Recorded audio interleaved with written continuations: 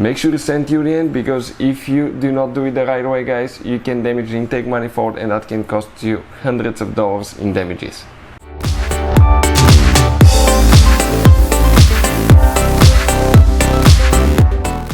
Hey guys, welcome back to Auto Repair, guys. Thank you guys for watching and subscribing to the channel. Today will be super helpful video to any of you having a Dodge Challenger, and if you need to, guys, remove or replace MAP sensors, stay with us. We'll explain how to do that. If you don't do it right, guys, you can damage the intake manifold, which could be really expensive to replace, hundreds of dollars. So make sure to stay until the end, and we'll explain how to safely remove it, because there is one trick that you need to follow.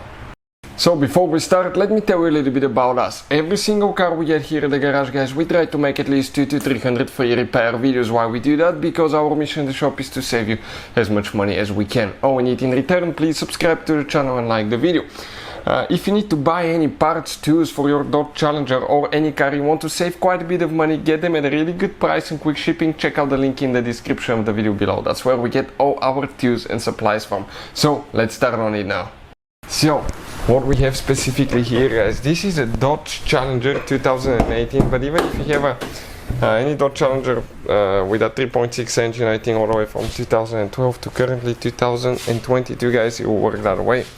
So the MAP sensor is super important. It's usually on the intake manifold. It's not on that part, that's the resonator here. We'll need to remove that upper cover. It has 4 bushings, so you just grab and pull straight up.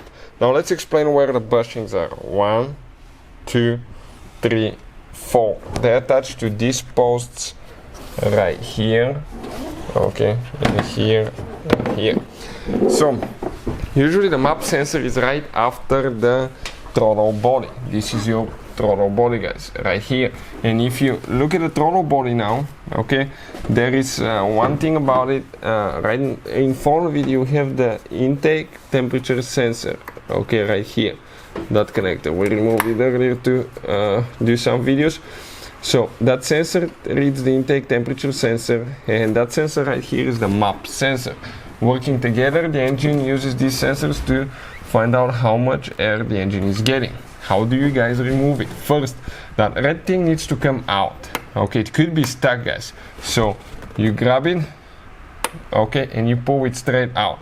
Sometimes it's stuck. Now you need to press down here and never pull for the wires, okay, and disconnect it. If it doesn't want to come out, right here you can lift up, okay, the connector with a small screwdriver, because sometimes that piece right there will get stuck.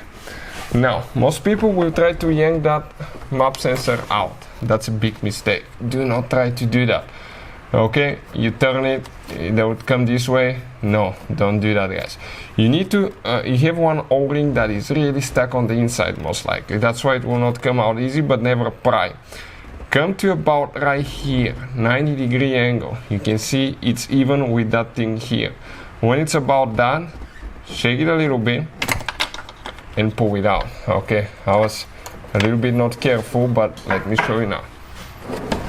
Okay, it goes in, because it has an O-ring. You come right here, it comes out.